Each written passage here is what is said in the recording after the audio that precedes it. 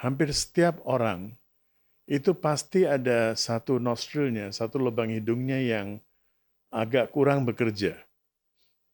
Tergantung sekarang, kalau kanannya kurang bekerja, coba lihat napas mana yang lebih mulus gitu ya. Kalau kanannya berkurang, berarti unsur apinya akan berkurang. Dan karena unsur api akan berkurang, maka makan tuh kita harus wajib makan selama masih ada matahari.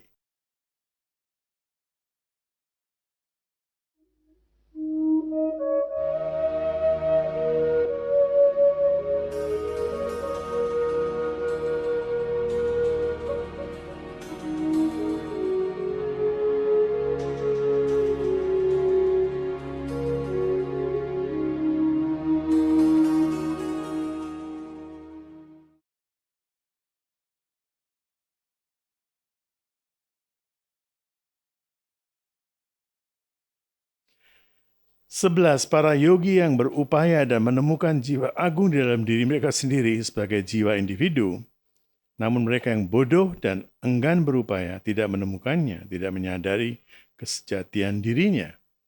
Orang yang pintar Purushottam ini, orang yang utama di antara manusia itu, dia menemukan, dia sadar bahwa badannya adalah yantra, badannya adalah alat. Saya tidak bisa macam-macam dengan badan ini, harus dirawat dengan baik.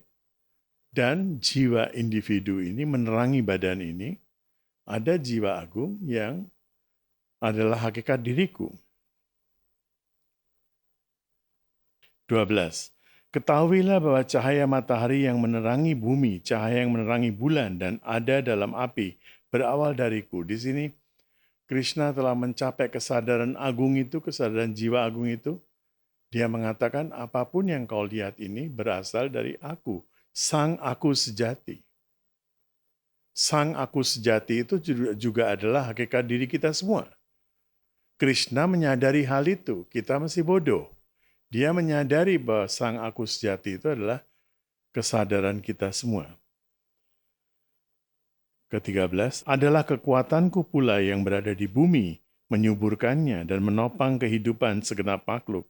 Lewat rembulan, aku pula yang menghidupi tumbuh-tumbuhan, khususnya yang digunakan untuk menyembuhkan berbagai penyakit.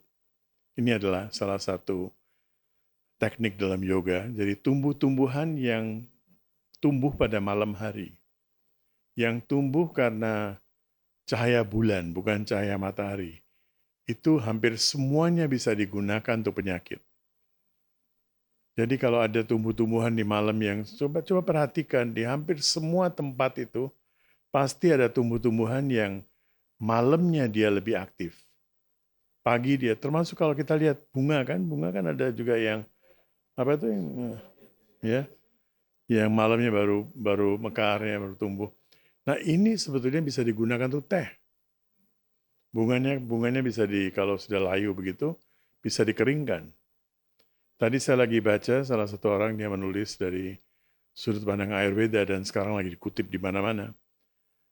Bahwa setiap kali makan sesuatu yang ada bijinya, jangan dibuang di sampah.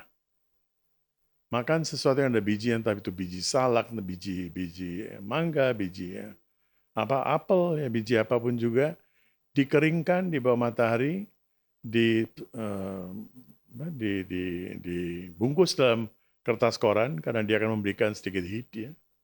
Ada panasnya sedikit dan coba dilempar di mana yang ada tanah kosong. Biar kita bisa menambah kesuburan di bumi kita ini. Jadi jangan dibuang begitu saja. Jangan dibuang di sampah. Kita bisa ikut melestarikan lingkungan kita. Kalau kita punya pekarangan yang besar, bisa tanam sendiri. Tapi yang bagus adalah bukan cuma pekarangan kita sendiri, dimanapun taruh di mobil, pokoknya sediakan di mobil. Ada bungkusan-bungkusan tuh. Begitu melihat ada tanah yang kosong, lempar aja di situ. Lempar aja, nggak usah ditanam karena kita nggak punya waktu. Lempar aja. Begitu ada hujan, apalagi sekarang sebentar lagi akan turun hujan, sudah mulai turun hujan, itu akan berbuah sendiri. ke-14, sebagai api pencernaan. Nah, ini adalah sloka yang kita gunakan untuk setiap kali kita makan. Ya, Aham Vaishwana Robotwa. Sebagai api pencernaan di dalam tubuh semua makhluk, bersama dengan prana, aliran kehidupan, yang masuk lewat penarikan napas, dan apana, hawa yang tidak lagi dibutuhkan, dan keluar lewat napas, aku pula lah yang mencerna 4 jenis makanan. 4 jenis makanan ini saya jelaskan dalam penjelasan buku yang lebih besar. Ya. Ada yang cairan, ada yang keras, ada yang lembut, ya. Satu lagi apa lupa. Tapi itu saya jelaskan. Dan 4 jenis makanan ini semuanya harus ada dalam makanan kita. Jadi ada supnya sedikit, ada yang keras seperti roti atau apa, atau nasi, ya. Cereal, biji-bijian itu keras. Ya. Kemudian ada yang lembut, sayur-sayuran, ya. Ada satu lagi apa ya, saya lupa. Nah, ada 4 jenis makanan ini semuanya dicerna oleh napas, oleh prana, dan oleh di dalam tubuh semua bersama dengan prana, aliran kehidupan itu yang masuk dan keluar, aku pula lah yang mencerna. Jadi dia yang mencerna, Tuhan, percikan dari jiwa agung itu yang mencerna, tapi lewat apa? Dia juga butuh alat. Dan alat itu adalah prana. Penting sekali untuk kita melakukan pranayam setiap hari. Karena begini, hampir setiap orang itu pasti ada satu nostrilnya, satu lubang hidungnya yang agak kurang bekerja. Tergantung sekarang, kalau kanannya kurang bekerja, coba lihat napas mana yang lebih mulus gitu ya. Kalau kanannya berkurang, berarti unsur apinya akan berkurang. Dan karena unsur api akan berkurang, maka makan tuh kita harus wajib makan selama masih ada matahari. Karena dia akan membantu pencernaan kita. Berada di bawah matahari sedikit pagi dan sebagainya itu oke. Tapi makanan ini penting sekali, sebaiknya kita makan sebelum matahari terbenam.